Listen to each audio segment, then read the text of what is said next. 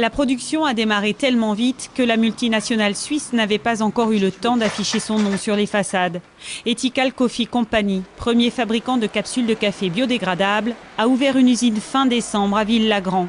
Les 6000 m² de locaux sont encore en plein chantier. Ici, derrière le plastique qui est là pour isoler de la poussière pendant les travaux, vous avez un bout de halle de production. Vous voyez que les meubles ne sont même pas encore installés, mais on produit déjà du café de l'autre côté de cette paroi. L'ancien PDG de Nespresso, aujourd'hui rival de Nestlé, prévoit de produire ici 1,3 milliard de capsules par an. Pas de temps à perdre pour gagner des parts de marché. On n'arrive pas à fournir, le carnet de commande il est énorme. On fournit déjà Casino, on a un taux de rupture de stock qui est assez faible heureusement, mais ça part très très vite. S'implanter en France, c'est s'ouvrir plus facilement au marché européen. Ce n'est pas la seule raison évoquée par l'industriel suisse. La plus importante, c'est la disponibilité rapide de locaux et de main-d'œuvre.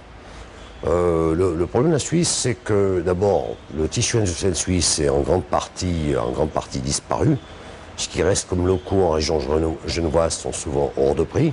Aide à l'implantation, simplification administrative et accompagnement au recrutement, cette agence de développement économique financée par les collectivités locales offre aux entreprises bilocalisées un réel soutien.